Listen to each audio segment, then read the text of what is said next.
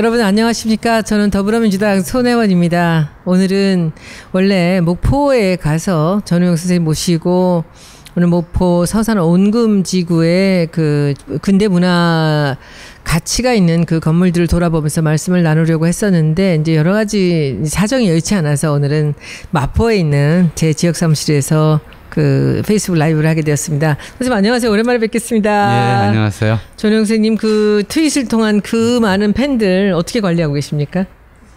아니요, 제가 관리를 받고 있죠. 많이 혼나고요. 아, 그렇습니까? 가끔씩 혼나고요. 네. 선생님 뭐 거의 카리스마가 무슨 말씀이세요? 유튜브고 어디고 선생님 거의 오유고 이런데 뭐 그 선생님 그 트윗이 없는 날이 없어요.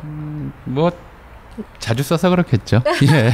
하루에 몇 개씩이나 올리세요? 많을 때 한 너덟 개, 적을 때는 한두 개 뭐 이렇죠. 근데 이제 선생님 그 트윗이 인기가 너무 좋은 것은 이 짧은 문장 속에서 그 촌철살인의 그 선생님의 인사이트가 보여서 참 감동이고요. 저도 선생님을 그래서 처음 만났지만. 네. 예. 아닌 것 같은데요. 아니요. 전에 국정교과서 네. 그것 때문에 만났군요. 네. 사실은. 그렇네요. 근데 저는 촌철살인이라고 자꾸 많은 분들이 얘기하는데. 살인이 싫어요? 예, 싫어요. 선생님, 살인이 싫은 단어의 그 원래 뜻을. 예전에 책을 하나 냈어요. 네. 트윗글 가지고 책을 하나 냈었는데, 그때도 이제 출판사 쪽에서 그런 제목을 붙였길래 살자를 활자로 바꿔달라. 촌철 활인. 예, 저는 사람 살리는 걸 쓰고 싶다. 할명수의 활인가? 그렇죠. 할명수의 활입니다. 예. 그런데 사실 저는 요즘 와서 가만히 이렇게 생각을 해보면 제가 정말 정치를 알지 못하는 사람이 이 당에 들어와서 정말 아무것도 모르는 시절이었는데 그 2015년 한 9월 정도 됐던 것 같습니다. 그때 그 국정교과서 이야기가 터졌을 때 제가 뭔가에 꽂혀서 그 도종환 지금 장관을 따라다니면서 그 역사학자들 회의를 따라다니면서 그 이 역사 교과서 문제를 국정교과서 문제를 지금 우리가 해결하지 못하면 당신들은 그 야당에 자격이 없다고 호통을 친 그 노 선생님의 말씀을 듣고 그때부터 이거를 제 힘으로 어떻게 해봐야 되겠다라는 그런 아주 어이없는 생각으로 나서서 그때 그 국정교과서 관련돼서 현수막이랑 그 홍보를 했었을 때 굉장히 재밌었어요. 예. 근데 지금 도종환 장관님은 그러시더라고요.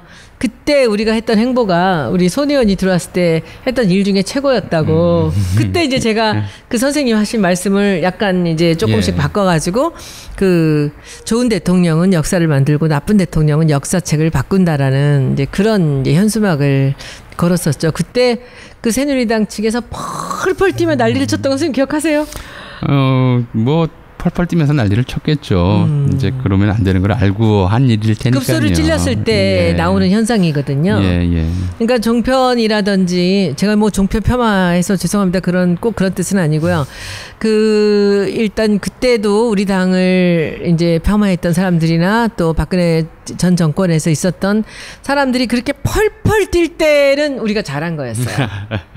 제가 그때 한 가지를 얻은 게 있다면 이제 그런 거였습니다. 그래서 그때 사실 선생님 덕분에 저는 그 국정교과서, 역사교과서 관련되는 그런 그 홍보전에서 제가 이길 수 있는 승기를 잡았던 게 전 선생님한테 정말 감사했었습니다. 무슨 말씀을요? 그거야 뭐 이제 사실은 역사의 본질을 할까요?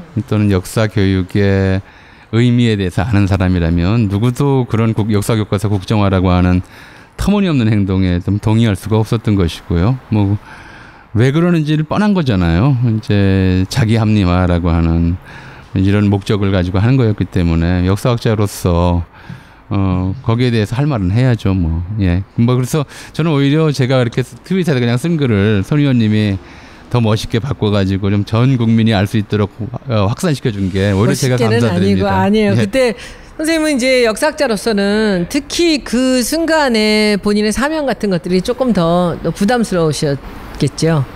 언제나 그렇죠. 사실은 역사는 지난 일인데요.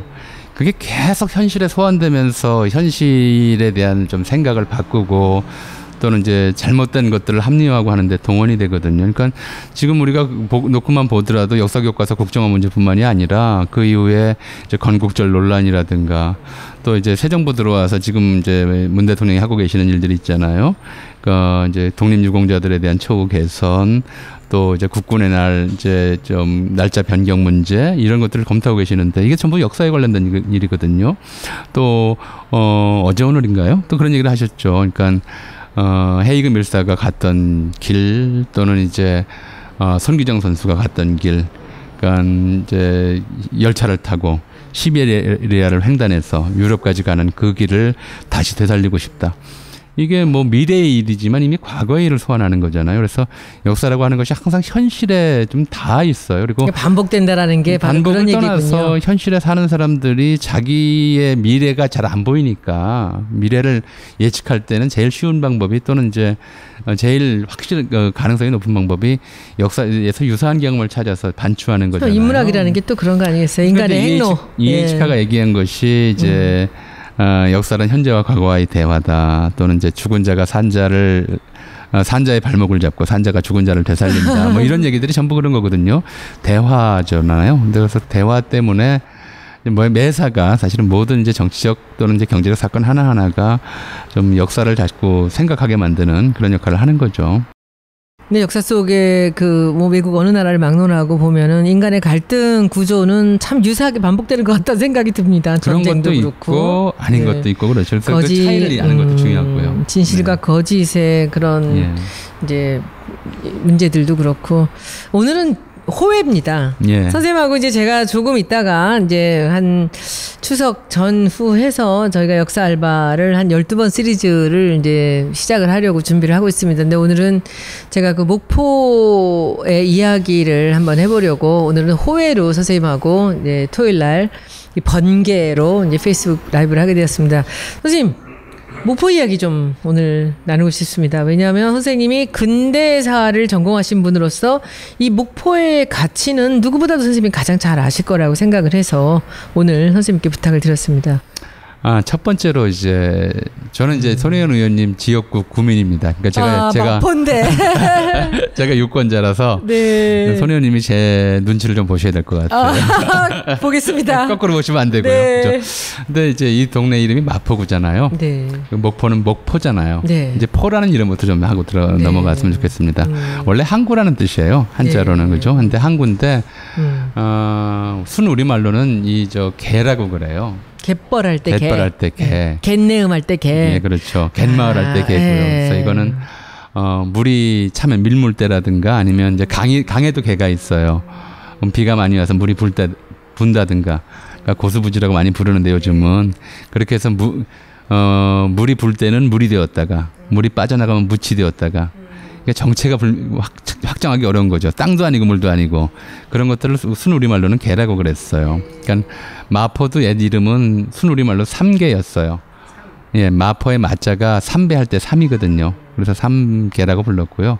근데 한자로 쓸 때는 좀 나눠서 썼어요. 그러니까 어떤 거는 포, 지금 보면 서울에도 한강변에도 보면 마포, 영등포, 반포 이런 거 있잖아요. 또 지역으로도 지방에 보면 바닷가에도 목포 또는 뭐 이제 당항포, 삼천포 이런 거 있고요. 손 의원님 옆에 있는 저거 한번 들어 보여주시죠.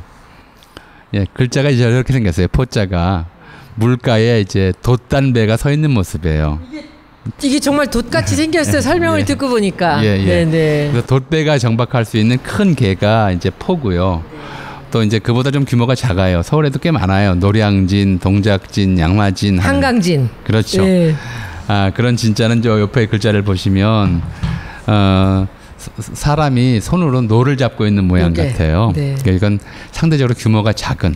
그러니까 포보다 규모가 작은. 그러니까 진해는 노를 져서 들어온 거죠. 그렇죠. 그리고 포는 이 돛을 올리고 돛배가 들어오는 거고. 거죠. 그러니까 원래는 그랬어요. 근데 나중에는 별 차이 없이 이제 쓰게 되지만 그렇게 해서 이제 배 닿는 항구들을 포진 이런 식으로 이름을 했고요. 그래서 목포는 조선시대 이전부터 이미 뭐 굳이 역사를 따지자면은 삼국 성립 이전부터 당연히 항구였을 것으로 보여요. 워낙 우리나라가 배가 들어왔다는 말씀이죠. 호남 일대에서는 이제 일본, 중국, 심지어 저 인도까지도 배로 왕래하던 그런 이제 역사 속에서 만들어졌기 때문에 굉장히 오래된 항구였고요. 근데 이 항구의 중요성이 이제 급작스럽다기보다는 이제 급격히 높아진 것은 1897년에 이제 개항하면서부터였죠. 1897년에 또 다른 중요한 의미를 또 한 말씀 있는데 좀 말씀드리자면 올해가 이제 2017년이잖아요. 네. 120년 됐거든요. 목포 개항 120년이고요. 우리가 120주년을 기념해야 될 게 또 하나 있어요. 대한제국이 1897년에 선포가 됩니다. 이때 대한이라는 국호가 생긴 거예요. 그러니까 대한민국은 대한제국에서 이른바 주권의 소유를 황제에서 국민으로 바꾸는 그러니까 1919년에 대한민국 임시정부가 선포되잖아요. 그러니까 이제 제국이 민국으로 바뀐 것일 뿐이고 대한이라는 국가가 생기지 120년이다. 그러니까 우리가 대한민국 자랑스럽게 부를 때 이 국호가 생긴 지 120년이 됐다는 걸 기억하셨으면 좋겠어요. 그러니까 목포항이 열린 개항이 된 1897년과 대한이라는 이름이 붙은 것이 같은 해군요. 예, 같습니다. 조금 이제 목포 개항 결정은 대한제국 선포보다 먼저 한 서너 달 먼저 개항하기로 결정이 됐고요.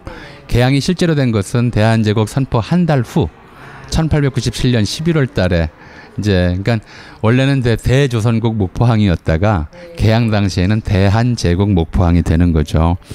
근데 이제 목포항에서는 주로 어떤 일이 벌어졌을까요? 그러니까 이제 개항이라고 하는 것의 의미를 조금 말씀을 먼저 드려야 될 것 같아요. 그러니까 1876년에 우리가 강화도 조약 또는 병자수호 조교 이렇게 이름을 부르죠.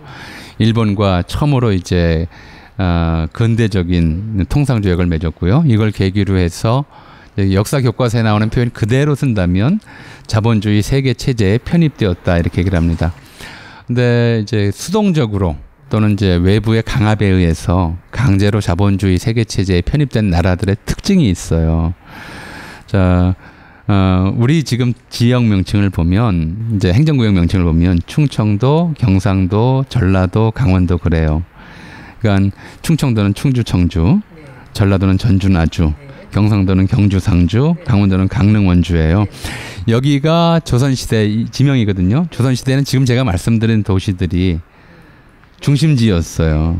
근데 지금 어떻게 보세요? 이제 전라도도 그렇고 전주, 나주는 전주는 전라북도의 도청 소재지이긴 하지만 도시 중에서 상대적으로 작아요. 광주가 떴고 광주가 크고요. 네. 또 영남에서도 부산이 컸지. 경주, 상주는 전부 작은 도시고 부산, 대구가 크죠. 충청도는 또 대전이 컸고. 그렇죠. 충주, 청주는 다 변두를 밀려나잖아요. 기차 때문에 그랬을까요? 네, 다 그렇습니다. 그러니까 전통적인 이제 중심 도시들이 쇠락하고 주로 이제 제국주의 국가 또는 침략 국가와 직접적으로 교통선이 닿는 도시들이 성장을 해요. 그래서 이제 항구 도시들이 그러니까 그 전까지는 모든 인재와 물자가 서울로 들어왔다면 개항 이후에는 상당히 많은 물자와 인재들이 서울로 들어오는 것이 아니라 바다를 통해서 일본으로 나가는 거였죠. 네. 그러니까 이게 이제 도시, 그러니까 문화 또는 물류 또는 이제 뭐랄까요, 학문, 사상 모든 것들의 중심이 이 나라의 수도가 아니라 다른 나라의 수도, 다른 나라의 중심 도시와 연결된다고 하는 점에서 결국 부산 같은 데도 그런 목표였을까요? 당연히 그렇죠. 바닷가 옆에. 그리고 목포도 그러면 그런 거였네요. 그렇죠. 그러니까 그렇게 해서 이제 일본이 병자수호조교 당시 요구했던 개항장이 부산, 원산, 인천 3항구였어요. 여기가 개항이 된 것이 이제 부산은 1876년, 그다음에 원산은 1880년, 인천은 1883년 그랬습니다. 근데 이 부산, 원산, 인천 세 항구는 이제 일본의 일방적인 요구에 의해서 개항된 것이라면 1897년에는 목포와 저 평안도의 진남포 두 항구가 개항이 되는데 이건 조금 개항의 배경이 달라요. 그러니까 이제 개항장 무역을 통해서 관세 수입이 들어옴에 따라서 개항장을 늘리는 것은 한편으로는 이제 일본이라든가 이런 일본의 편의를 봐주면서 우리도 국가에. 뭔가 수익이 있었구나. 그렇죠. 그러니까 황실로서는 고종으로서는 이제 관세 수입을 좀 늘려서 재정난을 좀 타개해보자 하는 의도가 있었던 거죠. 그것도 일본 사람들의 계략 아니었을까? 돈 좀 떼어주면서 지네들 또 더 많은 거를 빼가려고. 그러니까 그 생각이 옳았느냐 그렇느냐는 지금 판단하기는 어렵지만 어쨌든 개항 그 제국주의 국가와의 무역이 확장되면서 그 무역 속에서 관세 수입 많지는 않지만 이런 것들이 국가 재원으로 활용되는 측면이 있었어요. 그런데 그 이점이 국가적으로 있었다 하더라도 손실이 훨씬 더 컸죠. 특히 이제 호남 지역은 조선 또 대한제국의 곡창지대였거든요. 근데 곡창지역이었고 당시 일본이 조선에 요구했던 조선에서 바랬던 대표적인 수입품이 쌀이었어요. 그러니까 산업혁명을 막 일본은 이제 수행하던 도중이었기 때문에 도시화가 진전되고 이제 농촌에서 젊은이들이 떠나서 노동자로 변신하는 과정이 많이 진전되고 있었거든요. 그에 따라서 쌀에 대한 수요는 늘어났고요. 그러니까 일본 쌀만으로는 충족할 수 없으니까 조선 쌀에 대한 요구가 커졌죠. 그래서 이제 특히 호남 지역의 곡창지대의 쌀, 콩 그리고 이제 다른 지역에 있는 소가죽, 사금 이런 걸 수입하는데 혈안이 돼 있었고요. 그 수입항으로서 목포항이 이게 굉장히 좀 눈독을 들이고 있었던 것인데 조선 정부도 그러니까 당시 대한제국이죠. 그것에 대해서 이제 동의를 한 셈이 돼서 개항하자마자 목포를 통해서 엄청난 양의 쌀이 일본으로 반출이 됐고요. 근데 그때 당시에 그런 목포에도 우리나라 사람들이 이제 바닷가에 또 어민들이랑 많이 살았을 거 아닙니까? 네. 근데 지금 가서 보면은 목포는 그 일본 사람들이 살았던 흔적이 훨씬 더 많아요. 그러니까 이제 목포항이 만들어지면서 원래 이제 사실은 포구가는 사람 살기 안 좋은 데예요. 옛날은. 지금이 이제 방파제 다 정비하고 축항 공사해서 바닷물 들어오는 면적이라고 하는 것이 제한돼 있지만. 그때 툭한 물 들어오던 데라. 그렇죠. 물이 많이 들어오고 뭐 언제 해일이 날지 모르고요. 이래서 바닷가 가까운 곳은 이제 거주지로 만들어지질 않죠. 그리고 또 이 목포항 원래 살던 주민들도 대개는 이제 여기가 호남 지역의 조창, 그러니까 조운의 중심지였어요. 거기다가 배에다가 쌀을 실으면 이 배가 서해안 따라 쭉 올라와서 강화도 앞바다를 거쳐서 한강 하구를 통해서 서울까지 올라오는 이제 그렇게 보면 뱃길에 이제 서남단 종착점이었다고 할까요? 그런 곳이어서 조선 시대에도 그쪽에 이제 객주 이런 이제 그 쌀 취급하고 객주나 이제 뱃사람들 사는 마을들이 있었어요. 근데 개항을 하면서 이제 일본인들이 이쪽에 원래 조선 사람들 살던 곳에 이제 치고 들어가면은 서로 이제 그 대립이 일어나고 충돌이 일어나고 하니까 조금 인천도 마찬가지고 원산도 마찬가지고 다 마찬가지예요. 원래 조선 사람들이 거주하던 곳에서 좀 떨어진 곳에 신항을 만들고 거기를 이제 일본인 거류지로 삼는 거예요. 그러면서 이제 일단 지금 말씀하신 그런 지역들 유달산 쪽은 목포 원래 이제 그 조선 사람들이 많이 살던 곳하고 가까우면서도 일본인 거류지를 따로 만들었던 곳에 해당하죠. 그게 지금 보면 그 우리나라 사람들이 그때 농업을 주로 하며 살았다면은 지금 목포에 아주 많이 남아 있는 흔적들은 대부분이 상업시설들이에요. 그렇죠. 그러니까 요즘에 주상복합 얘기를 하지만 1층에 가게고 2층에 사람이 살았던 그런 집들이 뭐 수천 채가 지금 남아 있습니다. 그런데 저는 목포를 사실 어릴 때 한번 가보고는 이번에 그 경선을 준비하면서 작년 가을에 처음 가봤습니다. 근데 가서 제가 아주 놀랐던 게 하나가 첫째 유달산이 너무 아름다워서 놀랬고요. 그 바위하고 이게 길게 된 산인데 너무 아름다워서 놀랬고 두 번째는 유달산이 너무 낮아서 또 놀랐어요. 유달산을 보고는. 그리고는 저는 사실 명동의 그 적산가옥에서 태어나서 어린 시절을 그런 집에 살았기 때문에 제가 목포를 가서 너무 깜짝 놀란 거는 제가 어릴 때 살았던 그런 집들이 그대로 있는 거예요, 다. 그래서 그때 이제 우리 경선을 준비하고 이제 예총 그 전남 지부 관련돼서 이제 그 제가 그 정책 간담회를 하러 각 도시를 돌면서 저는 목포가 너무 좋았습니다. 그래서 야, 이 목포는 지금 이런 집들이나 지금 남아있는 빈 집들 이제 불 다 꺼지고 다 다른 데로 이사가고 남아있는 집들 노인들만 살고 계신 그 집들 이게 보물인데 왜 이 사람들은 이걸 그냥 둘까? 라는 생각을 했었어요. 근데 유달산 주변에 거기 그 옛날에 경찰서가 있던 자리에도 고층으로 빌딩 하나 올라가 있고 또 그 옛날에 법원이 있던 자리에는 또 지금 뭐 아주 엄청난 대형 교회가 들어있어요. 인구는 주는데 교회들은 참 큰 게 많더라고요. 근데 그 옆에 이제 살아있는 게 일본 영사관이 살아있어요. 선생님 보시기에 목포에 남아있는 근대 어떤 역사적 가치가 있는 그런 건물들이 또 있다면 어떤 게 또 있을까요? 꽤 많을걸요. 뭐라고 일일이 짚을 수가 없는 것이 이제 지금 말씀드렸듯이 개항장 도시들은 그러니까 이제 1880년대부터 개항하기 시작한 이 개항장 도시라고 부르거든요. 그러니까 바닷가 도시들이에요.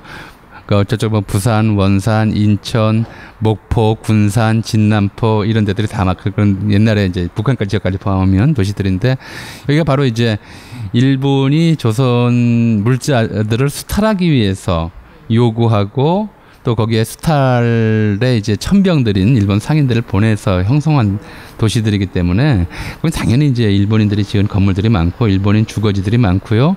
또 일본의 특징적인 상업용 건물들 이게 이제 장옥이라고 그래요.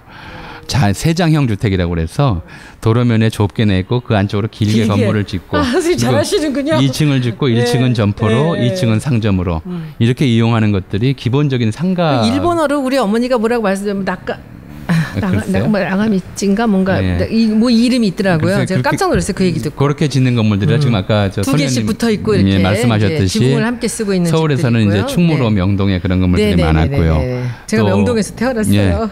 어느 이제 계양장 도시나 이제 일본과 직결된 도시들이나 본정이라고 부르는 지명들이 있어요. 혼마치, 메인 스트리트라는 뜻이죠. 서울의 혼마치가 충무로로 바뀐 것도 이게 일본인들의 혼마치였기 때문에 충무공의 시호를 따서 해방 이후에 바꿨던 거거든요. 길을 누르려고. 그렇게 돼 있었던 거고요. 그래서 처음부터 이제 일본 상인들이 중심이 되어서 형성했는데 그게 이제 건물주들은 일본인들이고요. 사는 사람들 일본인인데 그 사람들을 위해서 일하는 사람들이 우리 한국인들이었다는 것이 이제 계양장 도시들의 비극이었어요. 그러니까 이런 도시들이 되면 일본인들이 대체로 이제 부자잖아요. 부자고, 그러니까 집에서 살림하면서 이제 요즘으로 치면은 일본인들이 그렇게 불렀어요. 우리가 이제 지금은 안 부르는 이름이고 파출부, 가정부, 가사도우미 이런 이름을 쓰고 있는데 70년대, 80년대 초까지도 우리는 식모라고 그랬어요. 식모였어요. 그리고 1930년대까지는 침모라고 불렀어. 바르질했구나 그때는. 뭐 그걸 음식을 만들었고 일이라고 그랬죠. 근데 일본인들은 그런 사람들을 뭐라고 불렀냐면요, 요보, 어머니 이렇게 불렀어요. 한국인들이 아내와 어머니를 부르는 이름을 여보, 여보나 어머니라는 이름으로 부르면서 무슨 의미죠? 그러니까 자기들이 한국 사람들이 어머니라 부르고 여보라고 집안이라는 주부를 그렇게 부르는 이름을 언니 뭐 이러듯이 그런 주부를 자기들은 하녀를 부르는 이름으로 썼던 것이죠. 그러니까 그런 이제 집안 가사노동자들도 이제 한국인들이 했었고요. 더 문제는 이제 이게 항구니까 배들이 들어오면 배에 이제 쌀을 실으면 쌀도 실어야 되고요. 일본에서 들어오는 것들이 주로 이제 면사라든가 뭐 이런 것들이 많이 들어오는데 신식 물품 성냥이라든가 이런 거 하역하고요. 하역 노동자들 역시 이제 한국인들이 이제 다 거기에 동원이 되죠. 그래서 목포는 우리나라 최초로 부두 하역 노동자들의 총파업이 있었던 곳이에요. 아주 1898년. 그러니까 옛날에도 개항된 다음에 최초의 하역 노동자 총파업이 있어서 어떻게 보면 우리나라 해운 노조와 관련해서 굉장히 기념비적인 장소라고 할 수 있죠. 근데 잘 기념을 안 해서 그 그렇죠. 자리가 어딘가요? 그러면 목포 부두 바로죠. 거기가 지금 부두라는 데가 지금 원금지구를 얘기하나요? 그러니까 아마 거길 겁니다. 저는 지금 목포를 제가 이렇게 지도를 좀 봤더니. 이제 이게 목포예요. 여기 위에가 크게 보였을 때. 그런데 이제 이쪽이 이제 서해고 이쪽이 남해입니다. 요 구층에 이렇게 이제 목포가 여기 이렇게 있는데 여기 이제 항이 여러 개가 이렇게 있어요. 근데 우리가 제일 먼저 열렸던 항이 아마도 이게 지역적인 걸로 봐서는 지금 이 자리가 아닐까라는 생각을 해요. 저도 그렇게 보는 것이요. 그러니까 그 유달산과 관련해서는 노적봉 설어가 있잖아요. 그렇죠. 노적봉이 여기 있으니까. 노적봉 설어가 있고 이 노적봉 설어는 이제 충무공이 그 외적과 싸울 때 이제 군량미가 이렇게 많다라는 걸 과장해서 외적을 위축시키기 위해서 그래서 노적봉이 됐다는 말이 있잖아요. 그래서 이제 그렇게 놓고 보면은 거기가 이제 임진왜란 당시에서도 수군의 주요 이제 사실 보면은 요새예요. 여기가 바로 그게 있고요. 또 하나는 이제 목포항이 주로 이제 거래를 했던 곳이, 그러니까 부산항은 시모노세키를 통해서 일본 이제 혼슈하고 연락이 됐고요. 목포항은 하카다를 통해서 일본 큐슈하고 많이 연락이 됐거든요. 그래서 그런 측면 때문에 서남 쪽이죠. 그러니까 서남쪽이죠. 서남쪽 끄트머리 이쪽 항구였을 가능성이 좀 높다고 보고요. 뭐 제가 그쪽은 잘 모르니까. 이 항구 노조도 여기서 있었을 가능성이 있다는 노조가 거죠. 있었던 건 아니에요. 그 당시엔 노조 같은 건 못 만들고 워낙 이제 저임금에 혹사를 당하니까 일본 사람들한테 당한 건가? 그렇죠. 구조가 뭐 그렇겠죠. 십장제도라고 하는 게 있어서 일본인 특유의 제도예요. 일이라는 게 뭐 일본 사람들의 일이었으니까 여기. 그러니까 이제 한 사람의 이제 십장을 구하면 그 사람들이 이제 뭐 10명 정도씩을 거느리고 일꾼을 담당하는데 이제 뭐 여러 가지 문제들이 있어서 일어났었어요. 이제 뭐 그러니까 그런 이제 쉽게 말하면 이제 일본인들 잘 사는 일본인들과 못 사는 조선인들 그리고 힘든 일하는 조선인들이 생활 공간에서나 일상생활에서나 첨예하게 부딪히는 곳이다. 흥미로운 일인데 1935년에 이제 그 유명한 가수 이난영 씨가 목포의 눈물이라고 하는 노래를 발표하잖아요. 잘 생각해 보시면 목포의 눈물은 있어도 부산의 눈물, 뭐 군산의 눈물 이런 노래는 없었어요. 그리고 이 목포의 눈물 가사가 놀라운 것이 이제 2절 첫 그 구절이 300년 원한 품은 노적복 밑에로 시작해요. 그럼 300년 원한이 뭐겠어요? 임진왜란이지. 그렇죠. 이게 일제강점기에 일본인들의 눈을 속여서 그러니까 검열의 눈을 실적 피해서 메타포를 갖고서 이렇게 한 거지. 이런 식으로 살짝 넘기면서도 여기 이제 한번 보세요. 이별의 눈물이냐 하면서 이 뒤번엔 요 300년 원한 품은 노적복 밑에 300년 임진왜란 이후로 이 1937년을 얘기하는 겁니다. 임진왜란 때 그렇게 당했고 일본 그 수군들이 계속 이제 공격해 왔던 곳이잖아요. 그리고 그 원한을 잊지도 못했는데 또 일제강점기에 일본인들에 의해서 하역 노동자로 또는 이제 가사도우미로 뭐 요즘 표현으로 이런 걸로 학대당하고 천대당하는 이제 목포 사람들을 생각하면 이제 눈물이 날 수밖에 없었던 거겠죠. 이게 이제 당시 대중적 공감을 일으켰던 것들이 이런 거거든요. 뭐 서울에 대해서도 뭐 황석래터 같은 노래들 서러움에 좀. 그러면 이거는 꼭 무슨 연인 간의 얘기라기보다 뭔가 좀 다른 뜻을 갖고 있는 듯한 느낌이 지금 확 드네요, 선생님. 이 검열과 탄압과 이런 것들이 심한 시대에는요. 뭐가 발전하냐면 지금 그 은유 메타포가 발전해요. 그렇죠. 그러니까 살짝 돌려가지고 자기 뜻을 뭐지 연인과의 사랑을 노래하는 척하면서 자기들이 그 한을 얘기하는. 여기 지금 보면 다 그래요. 그렇죠. 깊이 스며들고 그리고 이게 그러니까 이별의 눈물이 막 목포의 서름이에요. 그렇죠. 그러니까 이제 뭐겠어요? 이게 300년 원한 품 사랑하는 사람과 헤어지는 이별일 수도 있고요. 조국을 잃은. 그렇죠. 그럴 수도 있고 자기가 땀 흘려 농사지은 농산물과 이별일 뺏기는 수도 것일 있어요. 수도 그걸 다 있고. 뺏기는 것이 얼마나 서러웠겠어요. 선생님 여기 맨 아래가 전 지금 이게 이렇게 새롭게 보이네요. 항구에 맺은 절개 목포의 사랑이에요. 그렇죠. 뒤는 서름으로 눈물로 갔다가 사랑으로 끝나요. 그러니까 이제 이게 그 단순한 이제 세속적인 또는 당신이 표현을 하면 통속적인 사랑에 관한 신파조 노래로 이제 소비가 됐지만 사실 노래를 부르는 사람들은 여기에 다른 민족적 이제 분노, 울분, 서름 이런 것들을 담는 거죠. 그 신파를 지탱한 문화적 배경이었어요. 선생님 근데 오늘날에 제가 이렇게 목포의 이 서름과 이 목포의 눈물과 목포의 사랑을 다시 저 명동에서 태어난 사람이 이렇게 목포를 갖고 이렇게 분개를 하면서 여기서 이렇게 하고 있으면서 이 가사들이 또 다르게 또 다가옵니다. 선생님 지금 그 서산 온금 지역의 그 소식 들으셨죠? 예. 선생님 그게 유달산 아까 제가 처음 보고 너무 낮아서 놀랬다고 말씀드렸죠. 유달산이 288m예요. 근데 그쪽에 지금 아파트를 짓겠다고 하신 분들이 지금 낸 높이가 25층이었는데 유달산의 80%를 가리는 높이입니다. 그러니까 바다에서 이렇게 들어오면서는 유달산이 다 가로막히는 그런 아파트를 짓겠다는 겁니다. 그러니까 그쪽에서 바라보는 그 너무 아름다운 저 바닷가도 자기들이 봐야 되겠고 바다 쪽에서 바라보는 유달산도 자기들만 보겠다는 생각이죠. 어떻게 이런 생각을 할 수가 있을까요? 선생님 한번 여기에 대해 선생님 어떤 의견을 갖고 계세요? 길어져도 괜찮겠죠. 네. 우리나라 애국가에는 산이 2개 나와요. 네. 바다는 하나 나오고요. 강은 하나도 안 나와요. 그렇구나. 동해물이 나오고. 백두산이 나오고 남산이 나와요. 그러니까 그렇구나. 게다가 이제 한국인들이 뭐 선 의원님 어떠신지 모르겠네요. 저는 초등학교 때부터 고등학교 때까지 제가 저한테 전기를 심어준 산이 무려 7개예요. 아마 산이 안 들어가는 교가 부르면서 자란 사람이 한국인 중에 거의 없을걸요. 맞아요. 뒤 산의 전기 뭐 이런 얘기 많이 나오죠. 쉽게 말하면 한국의 공동체는 다른 공동체가 아니고요. 같은 산을 함께 보면서 형성되는 공동체예요. 맞다. 산악에 관한 시선 공동체예요. 모두가 뭐 남산이든 관악산이든 이걸 보잖아요. 맞아요. 목포는 유달산 공동체예요. 쉽게는 목포 사람들의 마음을 하나로 묶어줬던 것이 유달산을 함께 본다는 거죠. 근데 현대에 들어와서 이 아파트가 산자락들을 잠식하면서 산을 함께 보는 공동체를 파괴해 버렸어요. 선생님 특히 지역으로 갈수록요. 저는 부산도 그 산 중턱까지 올라오는 아파트를 보고 제가 굉장히 놀랐는데 이 지역으로 가면서 특히 산으로 이렇게 아파트가 쳐 올라오는 이유는 뭘까요? 뭔가 허가 문제가 좀 느슨한 걸까요? 그것도 그렇고요. 사실은 임야였잖아요. 그러니까 이제 기존 시가지 같은 경우에는 재개발하기에 이제 지가가 비싸고 그러니까 이제 임야는 원래 우리가 안 건드리는 곳이었어요.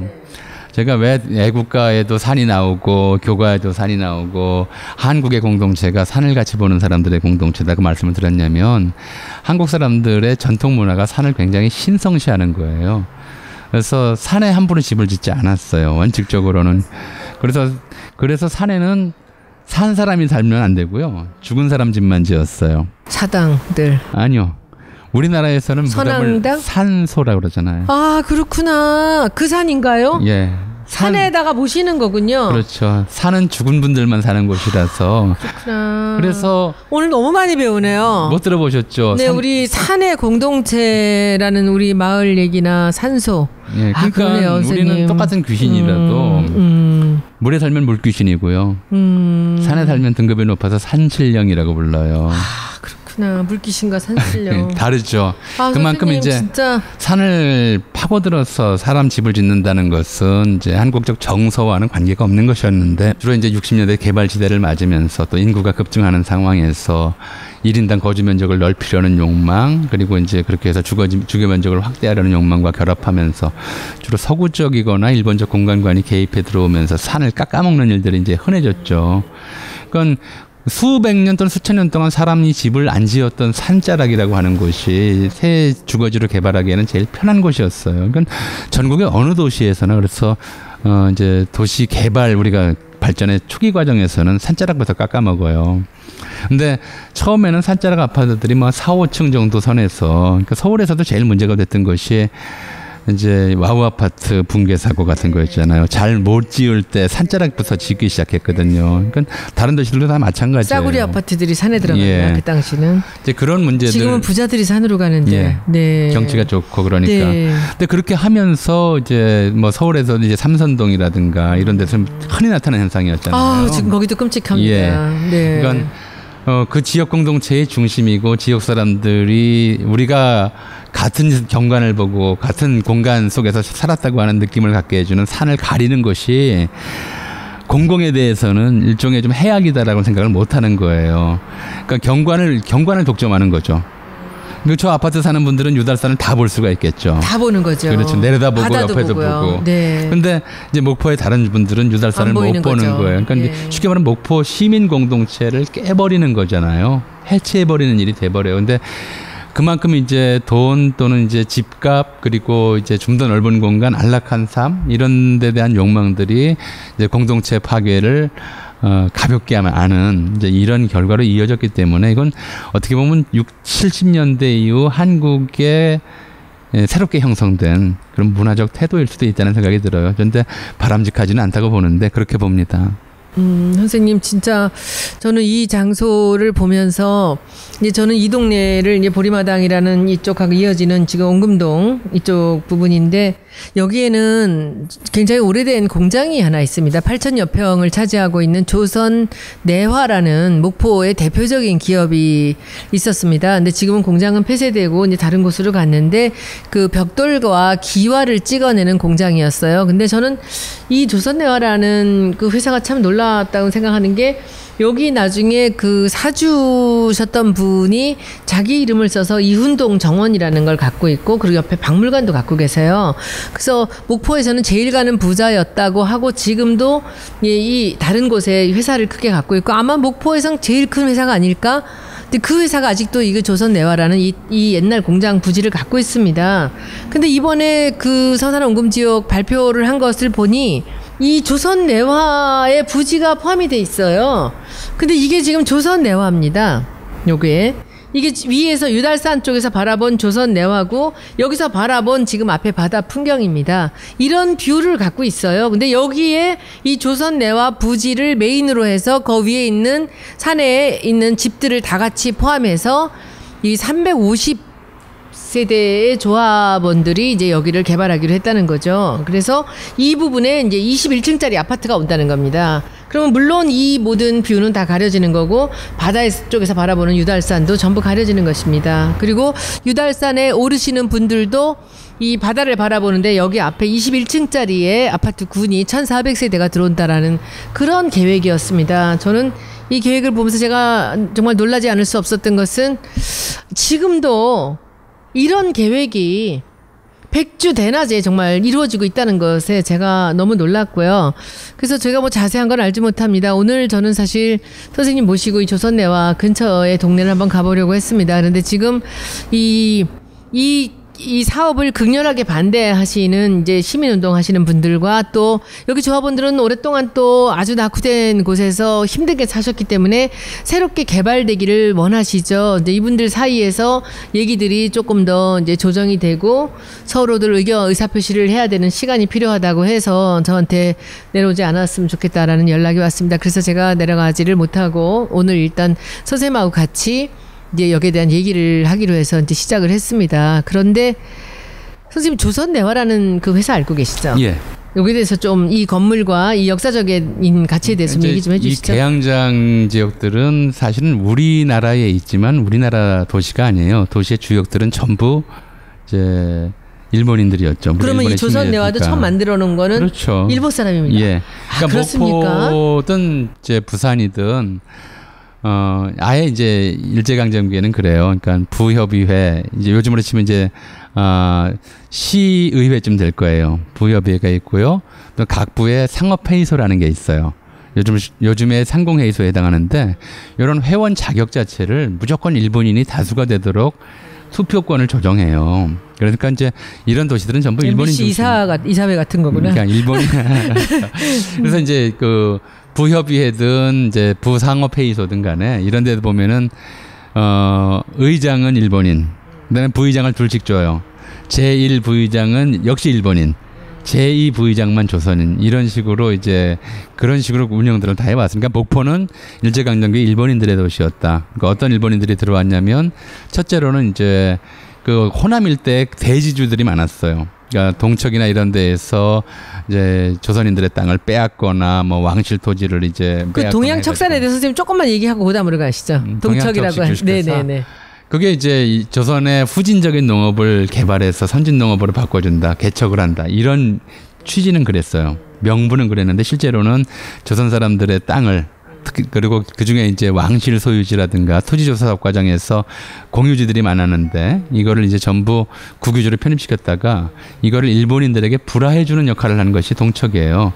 그래서 이제 일본의 선진 농업 이민을 이식한다가 아니고 이제 명분은 세웠는데 실제로는 농사를 지으러 온 것이 아니라 땅만 소유하고 이제 우리 한국 사람들을 소작인으로 부려서 이익만 취하는. 그러면 그 동양척식 주식회사가 그 목포에 일본 영사관 그 앞 길에 있다는 것은 무슨 의미입니까? 그러니까 이제 거점이라는 얘기였죠. 동양척식회사가 그렇게 이제 척식회사라고 하는 거는 일본인들한테 토지를 불화해 주는 데거든요. 그러니까 들어와서 일본에 이제 작은 농소를 가지고 있던 농민들이 여기 들어오면 넓은 땅을 사요. 그럼 그거를 마름을 통해서 경영시키고 자기는 도시에 사는 거예요. 그러니까 호남 일대의 지주들이 모여 살았던, 그러니까 전라남도 일대의 지주들이 모여 살았던 동네가 목포고요. 그러니까 부자들 동네죠. 그러니까 이 사람들을 위해서 일본에서 갓 나온 이제 최신 상품들을 파는 상점들이 질비하게 들어섰고요. 또 그렇게 사업을 크게 하는 사람들이 생기다 보니까 그 중에 일본은 이제 건축 재료들 만들어서 파는 이제 일이 필요했어요. 일본으로 나가기도 했나요? 이제 1930년대, 37년에 중일 전쟁이 일어나고요. 또 40년대 들었으면 미국과 전쟁이 벌어지잖아요. 그러니까 1937년부터는 이제 바로 전쟁 경제 시대였어요. 그러니까 전쟁 경제 중에서 전 군수공업체 공장 건설을 위한 벽돌 수요가 늘어나니까 조선내화라는 회사는 1938년에 사또 아키우라고 하는 이제 목포 거주 일본인 부자가 몇몇 이제 목포에 있는 일본인 부자들의 자본을 모아서 세운 일본인 회사였어요. 그래서 벽돌을 생산했고요. 그러니까 입지 자체가 항구에 가까우니까 여기서 생산한 벽돌을 바로 특히 이제 한반도에서도 당시 그 경인공업지대라고 해서 영등포 그리고 이제 인천 배로 인천으로 갔구나. 그렇죠. 이쪽으로 네. 갔고요. 또 지금 이제 얼마 전에 영화화돼서 얘기됐던 그 남양군도라고 해서 심지어 뭐 오키나와라든가 일본 큐슈 지역이라든가 이쪽에 군수 공장들을 세우잖아요. 네네. 이쪽에 필요한 벽돌들을 생산해서 보내는 거죠. 그러니까 입지가 좋다 보니까 바로 바닷가에다가 공장을 세웠고 그러니까 공장들이 다 두 가지를 많이 따져요. 첫 번째로는 교통편이고요. 그게 부둣가 가고 두 번째는 원료 입수가 용이한가잖아요. 거기는 어떻게 원료를 입수를 했을까요? 뭐 추정컨대는 유달산 일대 흙을 쓰지 않았겠나 싶고요. 그 흙을 운반하기 위한 좀 갱도나 시설들을 만들었겠죠. 갱도가 있어요. 예. 선생님 이게 지금 지금 이 조선 내와 안에 예. 너무 놀라운 이런 갱도가 있어요. 그러면 여기서 저는 뭘 날랐을까 했는데 이게 흙을 갖고 오는 데였나요? 그렇죠. 벽돌 굽는 공장이니까 벽돌 굽는 흙을 바닷가에 가까운데 바닷가 흙은 염분 때문에 벽돌 못 만들거든요. 아, 그렇습니까? 그러니까 이제 안쪽으로 산 밑에 흙들이나 이걸 퍼다가 이제 연결된 걸 보면 알 수 있겠죠. 그럼 분명히 산기슭. 유달산 쪽에서 이쪽으로 내려오는 갱도였겠네. 이게 그럼 지금 이렇게 보기도 길이가 네. 굉장히 길어. 이것은 제가 근대 문화재로서의 가치가 있지 않나요? 그러면 지금 이런 형태의 큰 공장 단지죠. 이건 공장 네. 개별 건물이 아니라 공장 단지는 거의 안 남아 있잖아요. 그렇죠. 그래서 이거는 문화재 가치로 보자면 이제 등록문화재 가치는 뭐 제가 볼 때는 충분하다고 보고요. 건물 자체로 놓고 보더라도 뭐 그게 아니면 적어도 시도문화재로 지정할 만한 가치가 있다고 보는데. 갱도는 저는 이게 탄광에만 있는 건 줄 알았어요. 벽돌 공장에도 있을 수가 있고요. 사실은 서대문 형무소 뒤쪽으로도 갱도가 있었다는 말이 있어요. 사형수 시체 처리하기 위해서. 그거 얘기 정말 들은 적이 있다. 예. 이제 이런 갱도들은 흔히 만드는 이제 그 산업 시설들이죠. 원료 공급 시설들이었으니까. 근데 이게 보통 지하에 있는 건가요? 그러면 위에 있는 건가요? 여기 같으면 1층에 있을 가능성도 있는데. 그러니까 이제 바로 이제 그 벽돌 굽는 이제 그 자리로 오는 자리로 거겠죠. 오도록 하고 원료 공급 이제 흙을 퍼담아서 화체에다 실어서 갱도를 이제 레일을 통해서 보내는 거니까 그런 일종의 이제 인위적 컨베이어 시스템이었다고 볼 수 있겠죠. 그런데 이게 좀 안 남아 있잖아요. 네. 그래서 이거는 이제 한국 근대 산업사와 관련해서도 굉장히 좀 중요한 유적에 속할 거고요. 근데 이런 것들이 있어서 이건 여기는 누가 일을 했습니까? 그러면 뭐 이제 이게 굉장히 중요해요. 그러니까 1937년에 중일 전쟁이 일어나고 나서는 이제 일본 젊은이들이 그동안 이제 태평양 전쟁이 일어날 때까지 37년부터 45년까지는 일본의 젊은이들이 전부 군대로 갔어요. 무슨 얘기냐? 그럼 군대로 가면은 일본의 공장, 지금 벽돌 공장이라든가 아니면 탄광 이런데 이제 젊은이들이 일자리에 일할 사람이 없는 거죠. 들어올 사람이 없는 거죠. 그래서 조선 사람들을 끌어간 거예요. 그러니까 조선 사람들, 한국 젊은이들은 군대를 일단 안 끌어가요. 군대 조선 원래 징용이라 그래서 군대를 끌어갔다 그러는 거 아닙니까? 징용은 이제 노동력을 끌고 가는 거고요. 징용이 그렇구나. 징병은 군인으로 들어가는 거예요. 징용. 예. 제가 모르는 게 너무 많네요. 왜 징용이라고 했냐면 그러니까 징병제는 1944년에 발표되거든요. 그렇습니까? 예. 그러니까 조선 사람을 군대로 데려갔다가 가서 총 주고 훈련을 시키면 막상 전투가 났을 때 뒤에서 쏘지.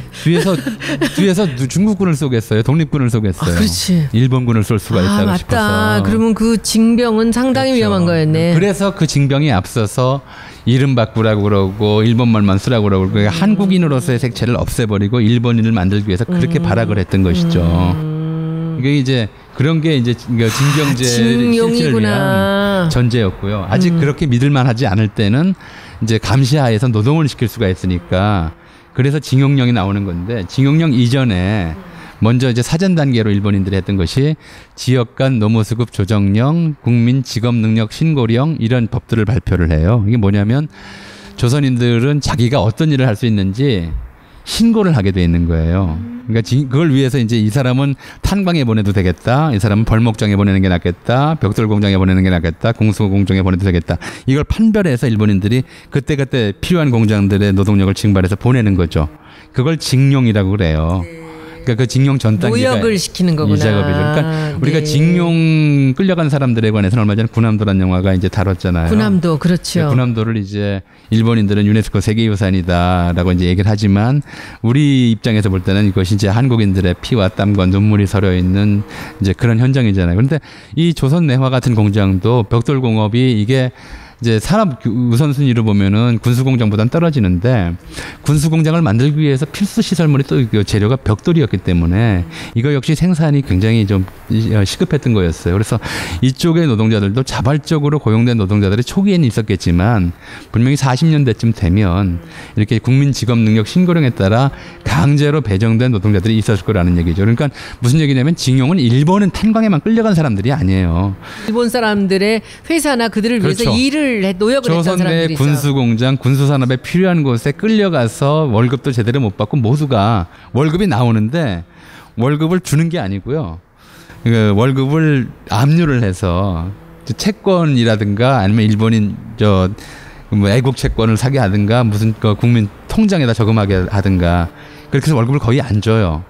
실제로 뭐 명의는 주지만 찾을 수 없게 만드는 거죠. 그래서 극단적인 저임금에다가 혹독한 노동을 강요받았기 때문에 사실은 어떤 의미에서는 이 조선 내화 공장도 한반도 내의 군함도다. 또 다른 의미의 군함도죠. 그렇죠. 이렇게 얘기를 해도 다르지 않은 거죠.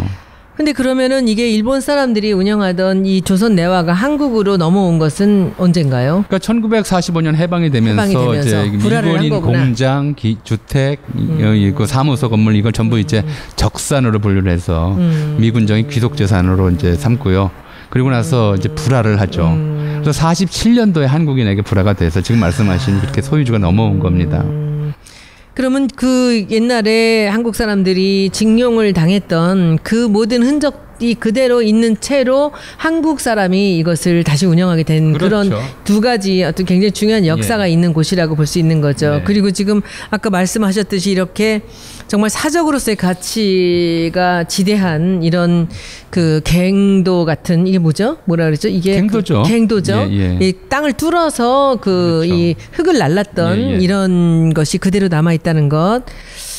그러면 우리가 그 일본 사람들이 혼맛지로 본정통으로 이 사용했던 그 거리를 명동의 그 뒷골목이죠. 그 거리를 우리가 충무로라는 이름을 붙여서 그들의 흔적의 기운을 밟았듯이 여기도 그러면 이것을 이대로 둔 채로 우리가 여기서 정말 뭔가 이걸 밟고 놀고 사람들이 여기서 북적북적 많은 사람들이 올 수 있는 이런 자리가 된다면 이것도 의미 있는 일일 텐데 왜 여기에 이 목포시나 이런 조합원 분들은 여기다 아파트를 짓고 싶어 하실까요? 이제 우리가 21세기 이제 OECD 국가가 됐잖아요. 세계 경제 규모 11위. 그런데도 우리는 아직도 우리 스스로가 선진국 되려면 멀었다 이런 얘기를 해요. 예. 근데 한국에 이제 오는 동남아시아 사람들은 한국 선진국이라고 그러잖아요. 근데 선진국과 개발도상국의 가장 큰 차이는 제가 이제 직관적으로 느낀 바로는 그래요. 어떤 도시에 갔을 때 도시에 크레인이 많이 보이면 공사 현장이 많이 보이면 개발도상국이에요. 크레인이 안 보이고 낡은 건물들이 질비하게 있으면 거기는 이제 선진국 역사 도시죠. 뭐 로마, 파리, 그렇죠. 런던, 베를린. 도시는 다 보호받고 있죠. 이런데 뭐 규제도 굉장히 심하고요. 못 하나 받기도 힘들다고 그러잖아요. 그 이유가 뭔지 아세요, 교수님? 뭘까요? 그게 산업적으로 돈이 되는 곳이기 때문에 관광 자원으로서 꼭 그 지역에 가서 그 도시를 봐야 되는 이유를 이야기해주고 있는 것이 바로 역사거든요. 그러니까 관광 자원이면서 동시에 이제 그 지역에 이제 단절되지 않은 역사잖아요. 그러니까 저는 그래서 그렇게 역사학자라서 그렇게 생각을 합니다. 그러니까 선진국이 따로 있는 게 아니고요. 그러니까 어떻게 보면은 이제 선진국이 됐다고 하는 건, 그러니까 쉽게 말하면 개발보다는 자기 성찰, 역사 보존 이것의 가치를 더 중시하는 것이 선진국적 삶이라고 생각하거든요. 그러니까 다른 게 아니에요. 낡은 것들과 어울려서 잘 사는 방법을 아는 사람들이 선진국민이고요. 낡았다고 해서 다 부수고 뭐든지 새롭게 지으려고 하는 사람들이 뭔가 강박증에 걸린 거라고 생각하거든요. 그런데 우리가 이제 한 반세기 60년대부터 엄청난 개발 열풍 속에 살아왔어요.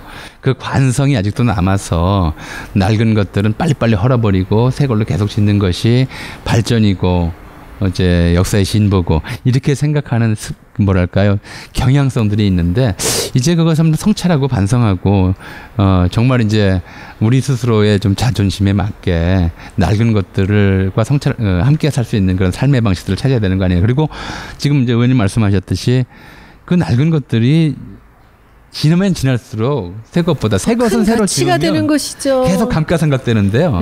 낡은 것들은 시간이 지날수록 가치가 올라가요. 골동품 그렇잖아요. 지금 어느 시점까지는 골동품이 중고품이 될 때까지는 가치가 계속 감가상각이 돼요. 근데 중고품 시대를 잠깐 넘어가면 골동품으로 바뀌어요. 골동품은 1년이 지날 때마다 가격이 튀거든요. 그러니까 그런 이제 변화의 추세들을 이해할 필요가 있다고 생각이 돼요. 그게 오래된 가치들은 역사적 가치들은 돈으로 해결할 수 없는 거거든요. 그래서 저는 참 소중하다고 생각을 하는데 지금 여기 이제 이런 문제가 있긴 있습니다. 저는 이제 서울 도심의 한 중앙에서 태어나고 서울에서만 살았기 때문에 제가 이분들한테 그 불편한 삶에 대해서 그것이 가치 있는 것이니 그대로 살아라라고 얘기할 수는 없습니다. 그러나 이것이 지금 이제 문재인 대통령은 도시 재생에 굉장히 큰 비중을 두고 있고요. 이 목포가 이런 역사적 가치를 지닌 이 공장이라든지 그 집들이 아직 다 살아있기 때문에 여러분들이 조금만 참으면 좋게 될 거다라는 말씀을 드리면 이분들이 뭐라고 하시냐면 일제시대의 잔재들은 전부 헐어버려야 된다는 거예요. 너는 친일파냐? 너는 부자편이냐? 하면서 이제 저한테 공격을 하는데 저는 그 일제시대에 이것이 잔재라 할지라도 한국 사람들이 살았던 흔적이 있다면 저는 그건 우리 거라고 생각을 하거든요.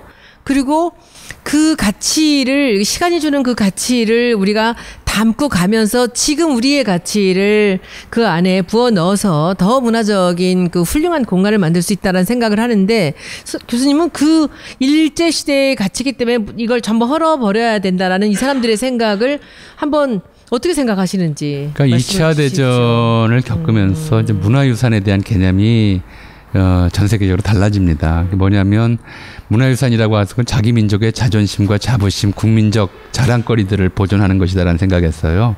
역사를 통째로 성찰하는 자료다라는 생각으로 바뀌어요. 정말 좋은 말씀이세요. 그래서 네거티브 헤리티지라고 그래요. 문화유산 중에서도 예컨대 뭐 한글, 경복궁, 뭐 남대문처럼 우리 민족 예술의 정수를 담은 것뿐만이 아니라 예를 들어서 독일 베를린 독일에서는 이제 유대인 학살과 관련된 이력들 자기 잘못이고 부끄러운 건데 남겨야지. 보존하거든요. 중국 청도에 가면 독일인들이 1910년대에 만들어 놓은 이제 식민 도시가 있어요. 뉴욕의 9.11. 예.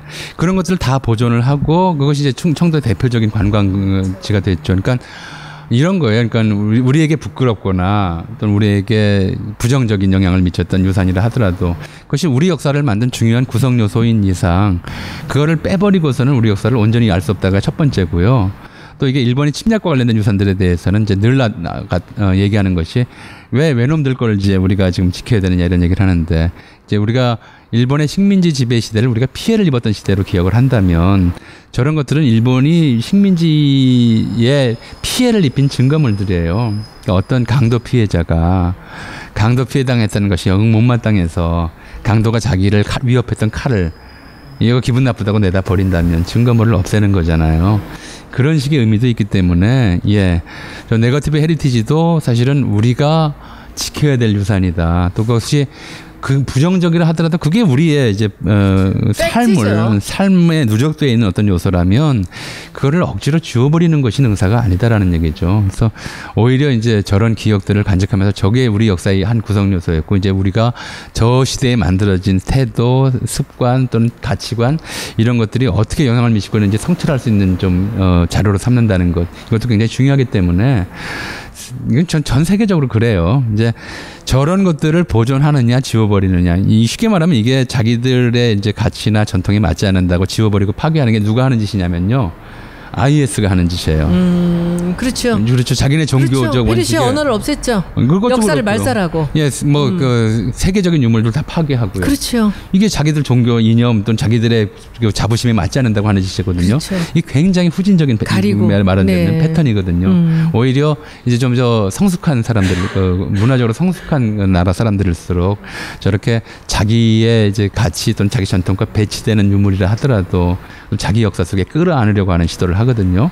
그게 이제 성숙한 시민이 되는 길이라고 봅니다. 지금 그 터키만 해도요. 그 소피아 성당의 성소피아 성당의 그 벽에 전부 코란이 적혀 있었습니다. 근데 그 회벽을 걷어내니까 안에 성경이 나왔어요. 예. 근데 지금 터키 정부에서는 그것을 걷어내면서 안에 걸 보여주려고 그렇죠. 다시 복원을 하고 있습니다. 저는 선생님 말씀하신 그 헤리티지, 그러니까 네거티브 헤리티지라는 단어를 부끄럽지만 처음 들어요. 근데 그 네거티브라는 단어가 저는 그게 포지티브로 와닿아요. 그럴 수 있습니다. 네, 우리가 어찌 보면 가리고 싶거나 부끄러운 역사라고 생각하는 것에서 우리가 배우는 것이 더 많은 것은 아닌가라는 생각이 말하면 들죠. 이게 지금 그 의원님 말씀이 정확히 맞는 것이요. 네거티브 헤리티지를 보존하자라는 얘기를 할 수 있는 것이 그 네거티브가 더 이상 네거티브가 아니기 때문에 그래요. 그렇죠. 이제 우리는 저런 것들이 있는 것이 부끄러운 것이 아니고 충분히 저럼에도 불구하고 극복했다고 하는 자신감 속에서 나오는 거거든요. 그런 자신감이라든가 성찰의 의지가 없으면 네거티브 헤리티지에 대해서 이렇게 포용하지를 못해요. 그러니까 그 이슬람 극단주의자들이 반이슬람적인 것들이라고 해가지고 페르시아 시대라든가 기독교 유적들을 마구잡이로 파괴하는 것은 그들이 그만큼 협소해서 그래요. 그들이 그만큼 위축되어 있어서 그런 것이고요. 그래서 이제 우리가 그 위축성을 극복할 단계가 됐기 때문에 저건 좀 지킬 필요가 있다는 오늘 거죠. 짧은 시간에 제가 선생님한테 너무 많은 것을 배웁니다. 오늘 사실 목포의 그 근대적 가치에 대한 이야기를 들으려고 선생님을 모셨습니다. 그런데 제가 너무 많은 것을 배우고요. 제가 오늘 목포에 내려가지 않은 이유를 다시 한번 말씀을 드리겠습니다.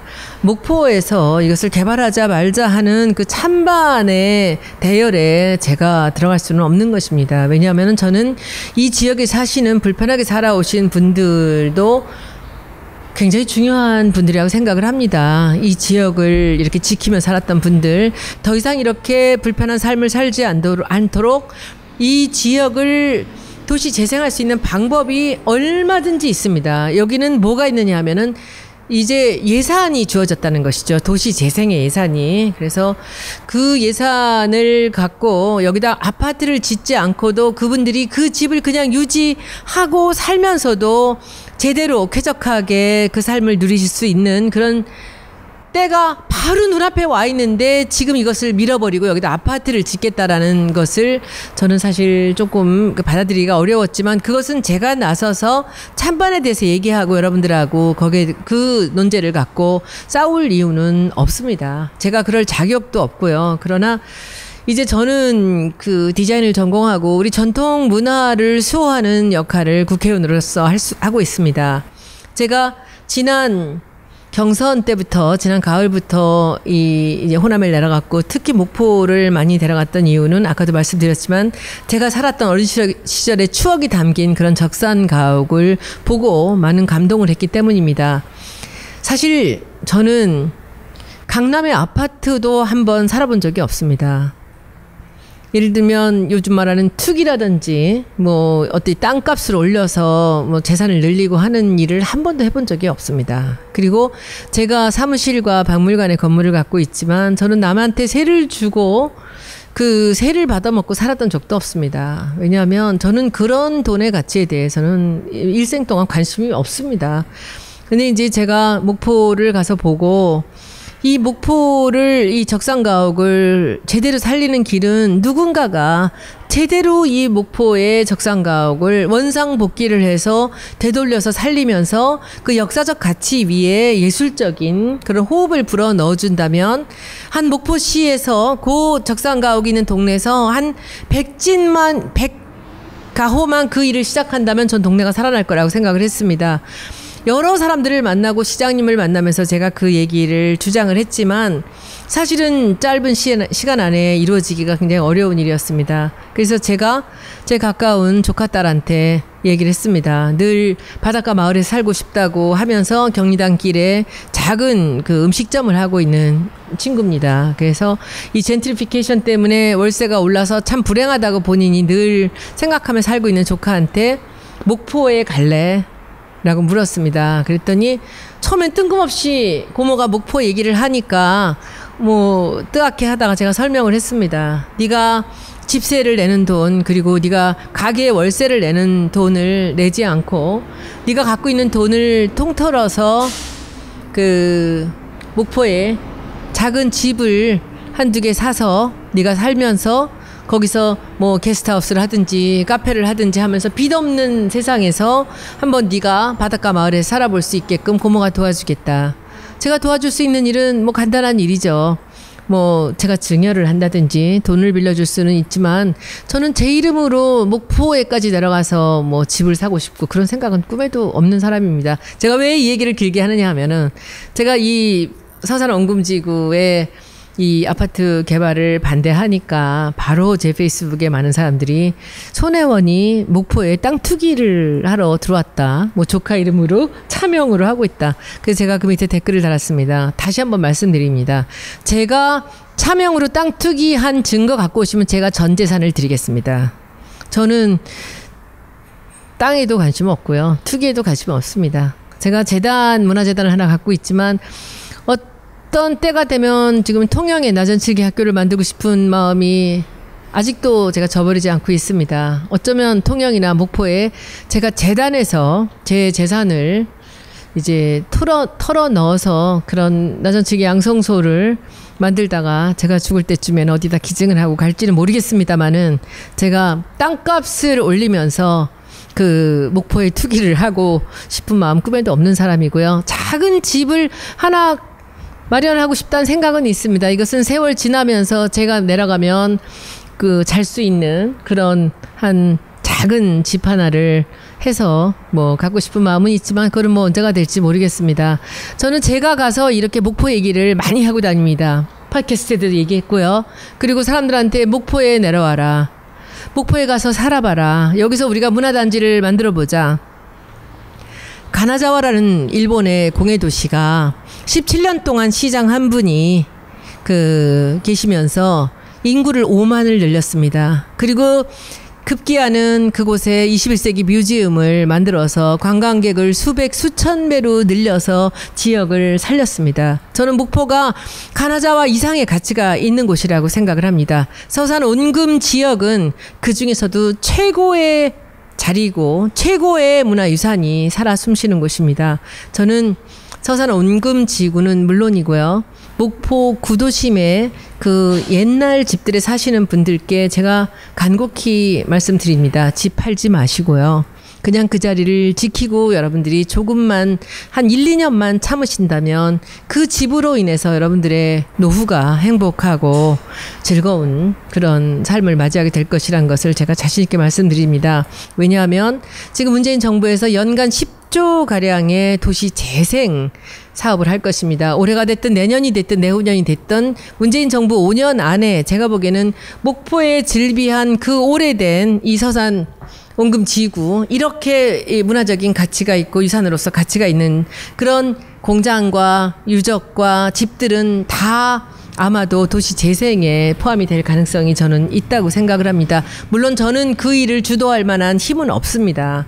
저는 목포의 가치를 제 나름대로 보았고 그래서 저는 목포에 그 애정을 갖고 있습니다. 제가 아까 보여드렸던 이 얘기를 참 하면서 여기 아까 보셨죠? 목포의 눈물. 이것이 어떤 은유 기법으로 목포에 사는 사람들, 특히 이난영을 그 시대 최고, 지금도 우리나라 트로트의 거의 여왕이며 가장 효시였던 이 이난영이라는 목포 출신 가수를 통해서 이렇게 나라 잃은 서름을 이야기한 것이 아닐까. 저 교수님을 통해서 오늘 그것을 느꼈고요. 저는 목포의 서름에서 시작해서 목포의 눈물로 갔다가 목포의 노래로 돼서 목포의 사랑이 된 이 가사에 나오는 이 네 개의 그 목포를 중심으로 한 감정의 변화에 대해서 주목합니다. 여러분들, 저를 목포에서 사용해 주십시오. 저는 아무 조건 없이 목포가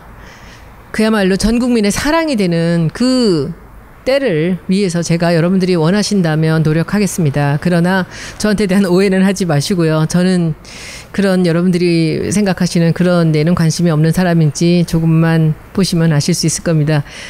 선생님 오늘 이렇게 주말에 하마터면 목포로 내려가실 뻔 했었는데 이렇게 그 어렵게 자리 만들어서 저도 한마디 할게요. 네, 이제 마지막 말씀. 많이 이제 해명을 네. 하셨는데 사실은 저는 의원님 해명이니 뭐니 하는 건 전혀 좀 관계가 없었고요. 저런 이제 오래된 그리고 우리가 다 잃어버리고 이제 남겨두지 못한 중요한 건축 또는 산업 시설들을 저처럼 역사하는 사람들은 정말 보존하고 싶어요.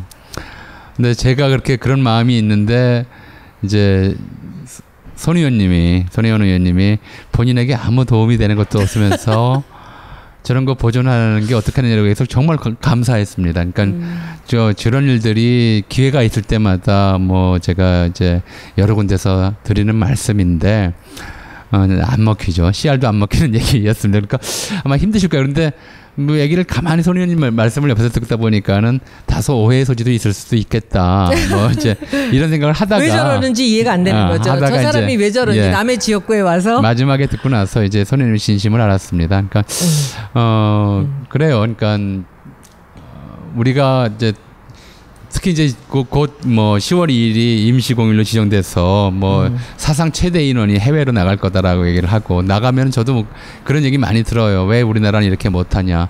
우리나라가 왜 이렇게 오래된 역사 유물들을 보존하지 못하냐? 누구 때문이겠어요? 정치인들 때문 아닙니다. 우리 자신들 때문에 그래요. 내 거를 보존 안 하면서 남의 것만 보존하라고 그러거든요.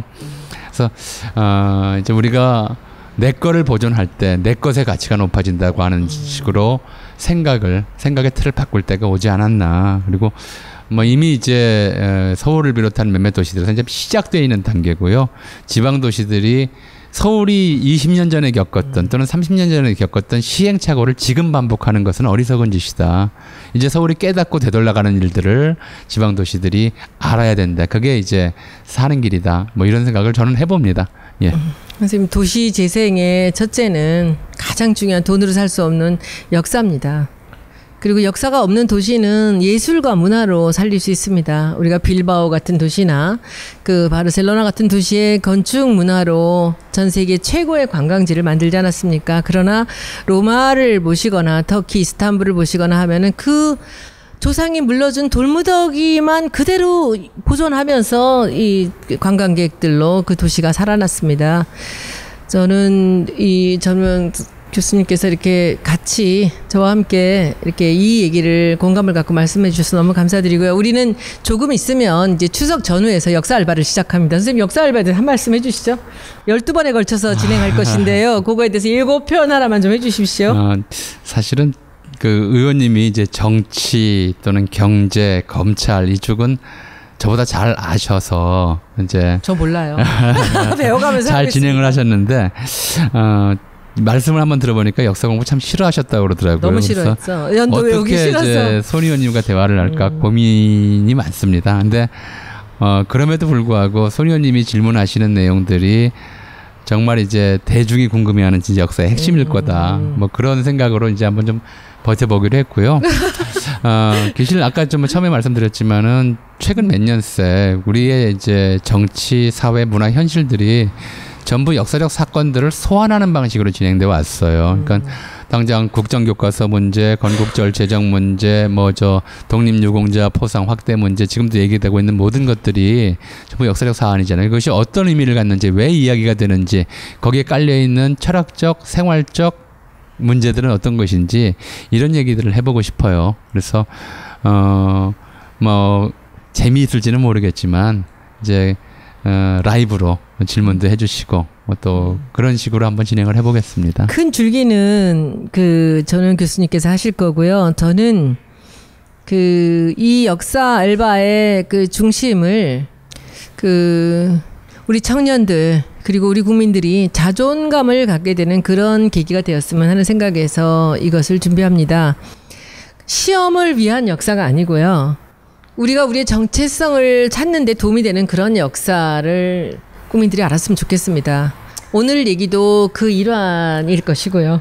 예, 한 가지만 더. 그러니까 적폐청산이잖아요. 적폐가 역사예요.